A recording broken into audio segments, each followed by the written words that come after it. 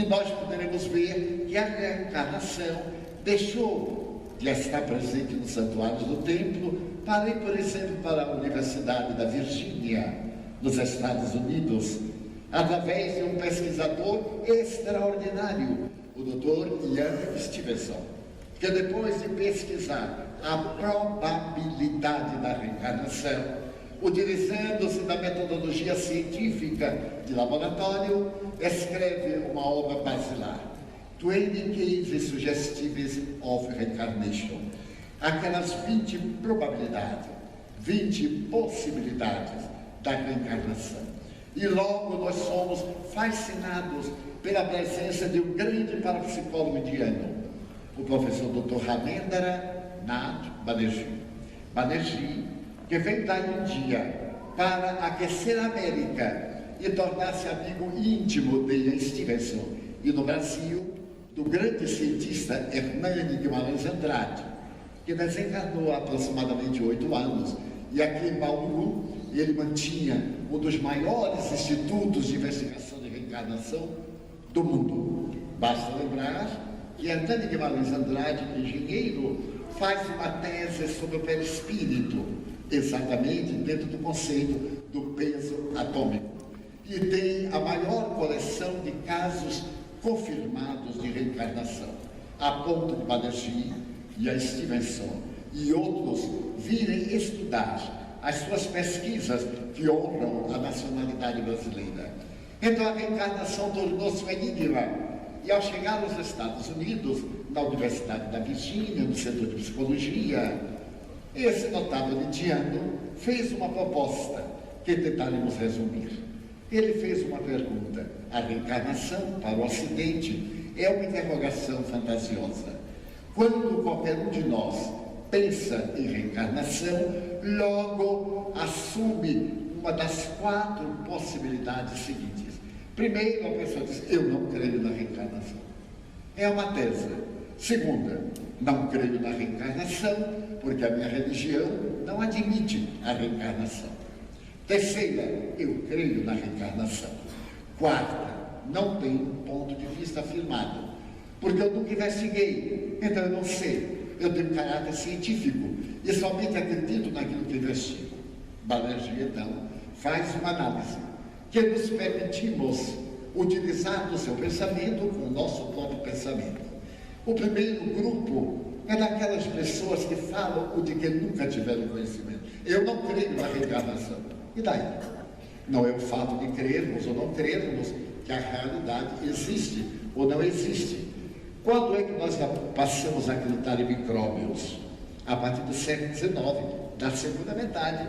Mas eles sempre existiram, desde os primórdios da vida na intimidade das águas oceânicas, há 4 bilhões de anos. Mas nós não tínhamos conhecimento, necessitávamos de uma ciência, de um instrumento, o microscópio. Para podermos acreditar na reencarnação, nós necessitamos de um instrumento, a mediunidade. Aquele microscópio que nos deu a partícula, e o telescópio que nos deu o astro, estão sintetizados no instrumento da mediunidade. Então, o Espiritismo é uma ciência, mas não semelhante às ciências oficiais. É uma ciência que tem a sua própria instrumentalidade, a sua técnica, o seu mecanismo e a metodologia da investigação. Então, Banerjee disse: se alguém fala, eu não creio na reencarnação, não devemos dar valor filosófico, porque a pessoa está falando de uma realidade que é sua. Então isso não é nenhuma autoridade, não é o fato de dizer que creio ou não que a coisa passa a ter sentido. Então vem logo o segundo grupo: eu não creio na reencarnação, porque a minha religião não fala sobre reencarnação. É verdade, ou é provável, mas fala a respeito da ressurreição da carne. A ressurreição da carne é a volta ao invólucro material. Se essa carne foi decomposta na intimidade do túmulo, foi devorada por um incêndio, foi destruída por qualquer uma coisa, ou devorada por uma fera, ou por um peixe, não há a mais mínima probabilidade desses átomos se reunirem no dia do juízo final para poderem ser julgados materialmente. Como a palavra não existia à época de Jesus, que falava um dialeto, não um idioma, ele falava o arameu. E o arameu era uma língua muito pobre. Somente para nós termos uma ideia, na língua portuguesa, os verbos da primeira conjugação são 10.000, da segunda conjugação, 6.000, da terceira conjugação, aproximadamente 3.000, da quarta conjugação, o verbo pôr, com 68 variantes, repor, contrapor, propor, etc. Mas a língua que Jesus falava não dispunha de 10.000 vocábulos, muito menos do que os nossos substantivos. Então é natural que se utilizasse a mesma palavra em vários sentidos. E aquele que não odiar o seu pai e sua mãe, não entrará no reino dos céus. E eu vos digo que odiar é um crime capital. Bom, quando é que devemos odiar e odiar? Nós aí teremos que encontrar o sentido, a interpretação. E Jesus foi muito claro, quando ele disse, a letra mata, o espírito vivifica. Na língua portuguesa, ora, eu tinha muita manga e desejava transformar isso em uma alegria festiva e zombeteira. A pessoa vai pensar que eu estou falando de manga, fruta. Não, não. Eu estou falando do verbo mangar. Mangar é zombar. Eu mango, eu zombo, eu critico. Então, para quem entenda a minha frase, deve ter aquela visão de manga, também é de paletó, manga de camisa, mas vai ver que também é o capim do pasto. Ali é uma manga, onde eu coloco o gado. Ah, tem outro detalhe, a manga do candeeiro. Muita gente aqui não sabe o que é, mas os instrumentos de luz, as antigas lanternas, os candeeiros, tinha uma copa de vidro, e isso era chamado manga. Portanto, uma palavra com várias significações. Se eu a digo solta, cada qual vai pensar naquilo que lhe aprover. Mas se eu faço um contexto, ela muda completamente. Então, certo dia, narra São Mateus, Jesus recebe uma personalidade muito peculiar, um doutor da lei. O sacerdócio organizado estava estabelecido como diretor administrativo, religioso e político do reino de Israel. E aqueles homens, aqueles rabinos, que estudavam no templo de Jerusalém a doutrina rabinícia, haviam oferecido personalidades invulgares.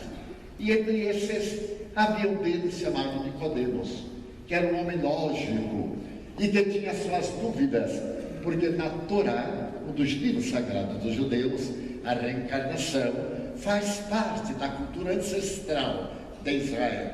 Lembremos que os israelitas estiveram na escravidão do Egito e que os egípcios acreditavam na reencarnação, sob dois aspectos, a reencarnação humana e a reencarnação animal. Então as criaturas podiam eleger, segundo os egípcios, a vida que desejavam ter. Reencarnação, metempsicose. A metempsicose é a reencarnação em corpos animais. Mas isto era para intimidar o povo, porque nós não regredimos. Depois de havermos adquirido a humanidade, a nossa evolução é na direção da angelitude. Então, Nicodemos pede uma entrevista a Jesus. E nessa entrevista, que foi assistida por João, retifico, portanto, não foi Mateus, foi João, ele teve a oportunidade de ouvir um dos mais belos diálogos de todo o Evangelho, que começa exatamente assim: Senhor, eu sei que tu vens de Deus, diz o príncipe, porque ninguém faz o que tu fazes, se ele não for de Deus. Eu desejava saber o que é necessário, indispensável para entrar no reino dos céus. E Jesus olha e diz: nascer de novo. Ele tem um espanto, porque é muito lógico, nascer de novo, voltar. E pergunta como? Voltar outra vez ao ventre de uma mulher? E Jesus sorri para ele: é necessário nascer da água, nascer do Espírito. E essa tese, que fazia parte das velhas tradições, das 4 constituições da matéria, surpreende imensamente nascer da água e do Espírito? Sim, o Espírito sopra onde quer. E, portanto, não sabemos de onde ele veio, nem para onde ele vai. É necessário nascer de novo. É a primeira proposta da boca de Jesus a respeito da reencarnação. Posteriormente, algumas doutrinas derivadas do princípio cristão asseveraram que nascer da água era receber o batismo, utilizado por João Batista antes de Jesus. Será? Vamos ver o que é que diz a ciência. A embriogenia diz que no momento quando o espermatozoide dispara através do órgão genital e vai encontrar o óvulo nidado, ele penetra naquela camada superficial que se fecha, deixando do lado de fora a cauda. Logo, esse óvulo se transforma na célula ovo. É a primeira manifestação da vida. Esse neuroblasto se desloca e sobe pela trompa de Falópio para poder alojar-se na parte superior do útero e absorver líquido amniótico. O começo da vida é uma gota d'água gelatinosa, o espermatozoide, que penetra noutra gota d'água, o óvulo, gelatinosa com a película aquosa. A primeira forma é líquida, a nutrição é líquida, e no corpo adulto nós temos 68% de água, 31% de sais minerais e 1% de uma substância ainda não identificada. Nascer de novo é, portanto, tomar a forma de vida orgânica, animal, humana, seja de qual natureza for. Mas você poderá dizer, é muito complicado esse negócio. Jesus está viajando na direção de Jerusalém com os discípulos e pergunta: quem dizem os homens que é o Filho do Homem? E eles respondem: os dizem que tu és Elias, outros dizem que tu és Jeremias, outros dizem que tu és um dos profetas que voltou. Mas como ele não era nenhum desses indivíduos, e notem, se ele era Elias, que havia morrido há 600 anos, ele estaria reencarnado. Mas ele apenas encarnou, não retornou, não esteve na Terra pela segunda vez. Foi a sua primeira manifestação no mergulho da matéria. Então ele pergunta diretamente a Pedro: e tu, quem dizes que eu sou? Pedro é tomado de uma inspiração e dirá: eu digo que tu és aquele que nós esperávamos, que és o Messias prometido por Deus. Simão, não foi a carne nem o sangue que te revelaram, foi o Pai Celestial. Não foi um raciocínio neuronal, foi uma inspiração, porque Pedro era médico. Temos aí uma segunda afirmativa, mas também temos uma outra afirmativa de Jesus, quando os discípulos perguntam-lhe: não é necessário, conforme a tradução, que primeiro venha o Elias, para que depois venha o Messias? E Jesus, ipsis verbis, responde: o Messias que havia de vir já veio, é este que aí está. E eles entenderam que Jesus se referia a João Batista. Para João Batista ser Elias, que morrerá antes, eis o fato da reencarnação. E mais tarde, Jesus, encerrando o sermão profético, tem a oportunidade de asseverar: não passará esta geração sem que tudo que eu disse se cumpra, até a última iota. Iota é a menor letra do alfabeto grego. Quantas gerações já passaram? Se nós dermos uma média de 40 anos ou 50 para cada geração, já passaram uma média de 50 ou de 40 gerações. Ele se referia a corpos ou a espíritos. Será que alguns de nós não estaríamos encarnados ou reencarnados naquela oportunidade? Será que nós não teríamos ouvido, pelo menos alguns, aquele encontro dos 500 da Galileia, da grande despedida? Eis que eu vos mando como ovelhas mansas ao meio de lobos rapazes, pregai o Evangelho a todas as gentes. Então, toda doutrina que se deriva do cristianismo tem no Evangelho esses e outros textos que nós vamos evitar, porque seria impossível sintetizá-los. Então, quando a pessoa diz, eu não creio na reencarnação porque a minha religião não acredita. Não, a religião não exterioriza. Mas até o ano de 502, a reencarnação era doutrina da Igreja. E foi no período de Justiniano, por ocasião do Império Romano do Oriente, Império Romano do Ocidente, Justiniano que criou o segundo concílio de Constantinopla. É muito interessante, porque Juliano foi um homem notável, amante das letras, um grande preceptor da cultura. Roma estava dividida e Bizâncio, nesse momento já Constantinopla, em homenagem a Constantino, era a sede mundial do Oriente. E ele se casou com uma mulher muito bela e muito astuta. Aliás, a beleza e a astúcia têm algo em comum. E uma mulher ter beleza, ter astúcia e ser mulher, ela tem tudo, porque ela tem o mundo e tem também as suas debilidades. E ele se apaixonou por uma mulher de nome Teodora. Teodora era uma vendedora de ilusões, vivia em um bordel, mas era portadora de uma beleza e de uma inteligência, diz a história universal, Cesare Cantu, ou então Will Durant, ou então a Wikipédia, porque graças ao computador, à Wikipédia e ao Google, todos nós temos cultura. É só abrir, antigamente chamava dicionário o pai dos burros.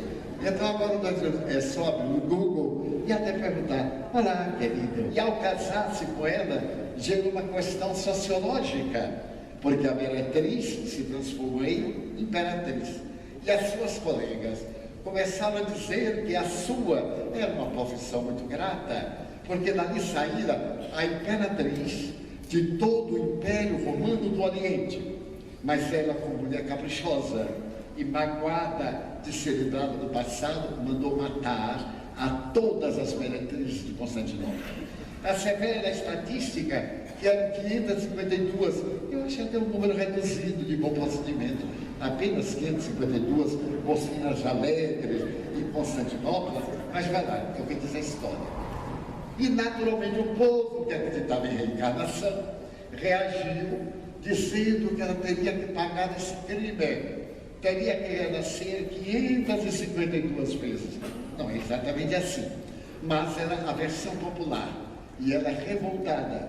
Quando adoeceu, no ano de 548, ela chamou o marido apaixonado e disse-lhe, vou morrer, e quero lhe pedir algo. Faça convocar um concílio para Constantinopla e tornar a reencarnação uma doutrina abjeta, negada pela tradição da Igreja. Constantino, depois da morte dela, fez um transtorno depressivo e nunca mais saiu do palácio. No ano 552, 4 anos depois da morte, ele convocou o segundo concílio. O Papa em Roma negou-se. Ele ameaçou levar as legiões e trazer o Papa a Ferros. Foi realizado o concílio. Mas ele não teve coragem de dizer que a reencarnação era herética.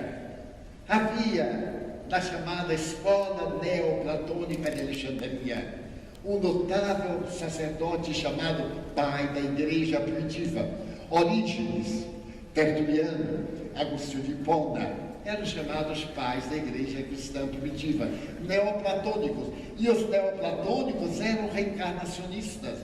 Então, havia um deles, Orígenes, que havia publicado uma obra denominada A Doutrina dos Princípios, mostrando que no princípio era Deus, o Espírito, a reencarnação, o progresso, a grandiosidade. Então, o que fez Justiniano? Colocou em julgamento a doutrina de Orígenes, que foi condenada. E ao ser condenada a doutrina de Orígenes, a reencarnação, que fazia parte da doutrina, foi condenada também. Então não existe um dogma condenando a reencarnação. Logo depois, os reencarnacionistas começaram a ser perseguidos, e os últimos a serem assassinados no século XIX foram os albigenses, em parte da Espanha. E a reencarnação, no entanto, foi sempre adotada pelos místicos do Oriente, pelas doutrinas esotéricas, e passaram à posteridade em várias dessas doutrinas que hoje enriquecem o mundo. Logo, a pessoa dizer que a sua religião não fala de reencarnação e que por isso não acredita, naturalmente é uma falta de estudo da origem da sua religião. O terceiro ponto é daqueles que dizem: eu creio na reencarnação. Nós, os espíritas, lhe damos o pior exemplo. Cremos na reencarnação teoricamente, mas quando nos acontece algo desagradável, nós perguntamos: por quê que Deus fez isto comigo? Mas Deus não faz nada conosco. As leis soberanas da vida estabeleceram códigos. Toda vez que desrespeitamos o código, incidimos uma falha e somos passíveis de punição, que eu prefiro a palavra reabilitação, para retornarmos ao estado de equilíbrio. Então, esses que me dizem: eu creio na reencarnação, também não dou muita importância. Nós deveríamos ter um caráter científico. Por que eu creio na reencarnação? Pelos fatos. A memória extracerebral. Banerjee teve a oportunidade de dizer que nós temos duas memórias: a memória neuronial e a memória extracerebral. Aquela memória que não é do corpo físico, é do perispírito, do corpo astral. É aquela doutrina das heranças que Jung vai chamar inconsciente profundo, inconsciente coletivo. Se eu por acaso me refiro ao acontecimento do século X, com toda exatidão, é o meu inconsciente coletivo. Sim, é o meu arquivo, porque eu estive lá. Aquilo que narro hoje é uma memória não cerebral, é uma evidência da reencarnação. E então, ele narra as lindas histórias das crianças que lembram do passado e que não iremos aqui menunciar, porque aí está a internet rica de crianças prodígios, de meninos de 3 anos tocando Mozart, Brahms, Beethoven, das experiências extraordinárias de meninas cantoras de 8 anos com a voz das grandes atrizes do meu canto. Aí estão engenheiros minis, matemáticos em todos os povos. E nós vamos encontrar nessas crianças chamadas geniais, como Mozart, que aos 6 anos de idade já havia composto uma série de sinfonias e que foi tocar no Palácio de Schönbrunn, em Viena, para Maria Teresa e o seu marido, aquele menino pirralho. Se nós nos lembrarmos de quantos, mas permitam-me ilustrar com alguns fatos. Viveu em Londres um menino chamado Sir Colborne. Por volta de 1808, na Inglaterra, era proibido trabalhador braçal camponês aprender a ler e a escrever. Mas Sir Colborne era filho de um agricultor. Seus pais, seus ancestrais, eram analfabetos. E ele era matemático. Aos 12 anos de idade, ele conhecia matemática, incluindo trigonometria. E provocando uma grande perturbação dos sábios de Oxford, ele foi submetido a um teste. Ele foi levado à grande universidade milenar e ali foi submetido aos testes de QI. Todas as perguntas de matemática, de geometria, de álgebra, ele respondia quase sem pensar. O velho professor de aritmética, vendo aquele pirralho que conhecia profundamente as matemáticas, resolveu fazer uma pergunta de aritmética. E então indagou: você conhece as operações fundamentais? Ele disse: eu não sei palavras, eu sei calcular. Mas como sabe calcular? Bem, como é que se sabe? Lembrando que se sabe, é assim que eu sei. Então o professor diz: você sabe o que é potenciação? Não sei. Potenciação é o cálculo matemático através do qual um algarismo significativo, tendo um expoente, deve multiplicar-se por esse expoente. Por exemplo, 3 elevado à sua terceira proposição. 3 vezes 3 vezes 3 igual a 27. Entendeu? Eu disse: não sei. Mas pode perguntar. O professor foi ao quadro de giz, colocou o número 8 e a 16ª proposição. Bene, o resultado da 16ª proposição. O número 8 multiplicado por si mesmo 16 vezes. Ele olhou, mas era analfabeto, tanto fazia olhar como não. Fechou os olhos e disse: a 16ª potência do número 8 é igual a 281 trilhões, 374 bilhões, 874 milhões, 656 mil, e todo mundo ficou boquiaberto. Como é que ele podia saber? Um algarismo desta natureza que ele multiplicou em alguns segundos. Naquele tempo não tinha maquininha japonesa. E então os professores começaram a multiplicar rápido. Depois de 4 horas, chegaram à conclusão absolutamente certa. E perguntaram: como é que você sabe? Ele disse: bem, eu não sabia que sabia até a hora que descobri que sabia, então eu fiquei sabendo. Portanto, uma coisa muito fácil. Mas, mais encantador para mim, é a história do menino que nasceu em Seul, no dia 25 de maio do ano de 1962. É recente. Esse menino chamava-se Kim Won-Yang. Kim Won-Yang era um menino normal. Seus pais eram mestres da Universidade de Seul. Certo dia, quando eles estavam com 6 meses, a mãe estava sorrindo e olhou para ele sorrindo. E ele disse: mamãe, agora eu me lembro que sei falar. Ela também chorou. Eu tenho a impressão que esse menino falou. Eu disse: falei, mamãe. E ela desmaiou naturalmente. Qual é a mulher que não desmaia? É tão chique desmaiar. Então ela tomou. Quando o marido chegou à noite, ela disse: você não vai acreditar. Ele disse: claro, os maridos acreditam em tudo que a mulher fala. Não tem dúvida. Então ele responde: mas qual foi o fato? Nosso filho falou. Nosso filho, de 6 meses. Sim? Eu acredito assim. Amanhã eu vou levar um psiquiatra para fazer uma avaliação. Porque você dizer que nosso filho de 6 meses falou. E aí o marido, como todo homem que acredita em tudo, foi até a alcova. E no bercinho, o derrosista estava mexendo os pés. Ele, orgulhoso do filho varão, disse que a mamãe não está bem na cabeça. Imagine que ela falou que você começou com ela. E isso é impossível, não é, meu filho? Ele disse: não, pai, não vai ser mesmo. Foi a hora do pai desmaiar. Ele também não teve fé.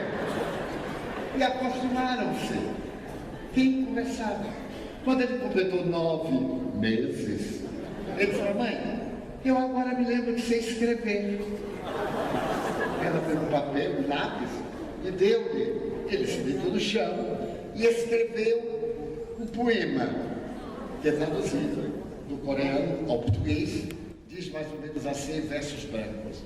Ao cair da tarde, diariamente, eu vejo o céu de Seul cobrir-se de nuvens brancas, e eu tenho a impressão de que elas são remendos de pano novo que Jesus coloca nas calças rasgadas dos anjos. Quando ele completou 1 ano, foi publicado seu primeiro livro de poesias. E naturalmente ele teve que dar uma entrevista aos jornalistas internacionais. A mãe levou, imagine o orgulho de ter um filho desse. Colocou numa cadeira e os jornalistas começaram a entrevista ping-pong. Tudo que perguntava ele respondia. Durante 1 hora, então a mãe disse: basta, meu filho está cansado. Ele tem apenas 1 ano. Você não está cansado, Kim? Não, mamãe. Eu estou adorando essa gente boba me fazendo pergunta de criança. Quando ele completou 8 anos, ele recebeu o prêmio de doutor honoris causa em matemática espacial e cálculo diferencial, que eu não sei o que é. Quando ele completou 12 anos, ele recebeu o título doutor em física quântica e passou a ser um objeto de televisão. Percorreu a Ásia, a América do Norte, respondendo perguntas improvisadas dos telespectadores, dos grandes cientistas. Ainda vive. E tem 4 títulos de doutor honoris causa. Mas na infância, a mãe perguntou-lhe: Kim, como é que você sabe, meu filho?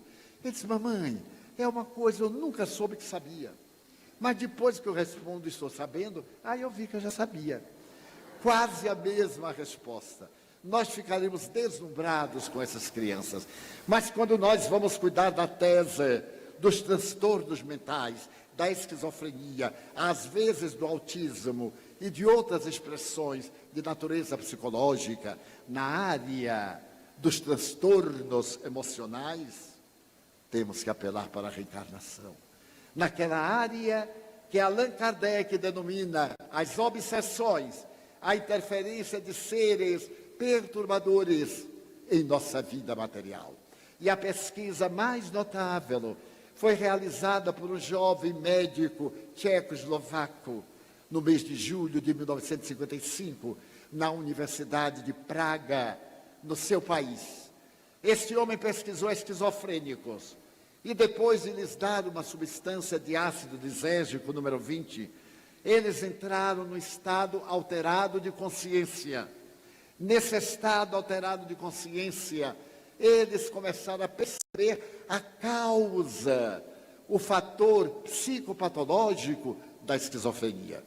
Pesquisadas as suas informações, o Dr. Stanislav Grof confirmou que eles haviam vivido antes e escreveu uma obra magistral, Além do Cérebro. Eu estive pessoalmente com ele em São Francisco da Califórnia há 3 anos, e ele me deu a sua última obra, O Destino de Cada Qual.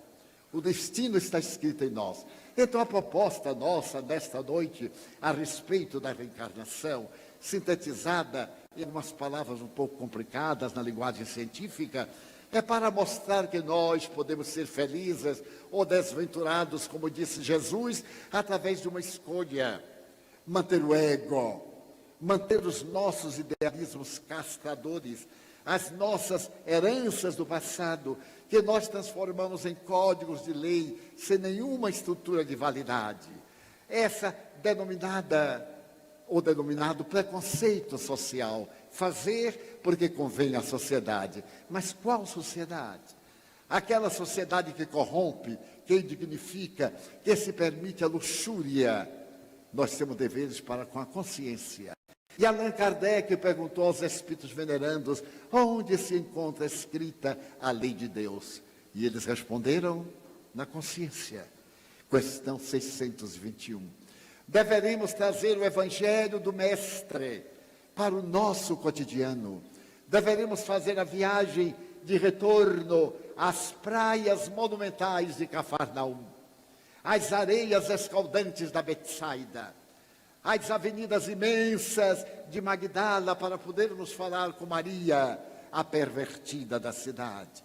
Deveremos voltar às areias úmidas de Cafarnaum para escutar este homem em um aclive da natureza cantar a sinfonia inacabada do Sermão da Montanha, para podermos sentir a grandiosidade desse poeta, que Renan, agnóstico, diria que foi o ser mais notável que o mundo conheceu, porque o seu berço dividiu a história, como a doutora Hannah Wolff, que Jesus é o maior psicoterapeuta da humanidade. Como disseram os espíritos, é o nosso modelo, é o nosso guia. Mais do que nunca, temos necessidade de viver Jesus.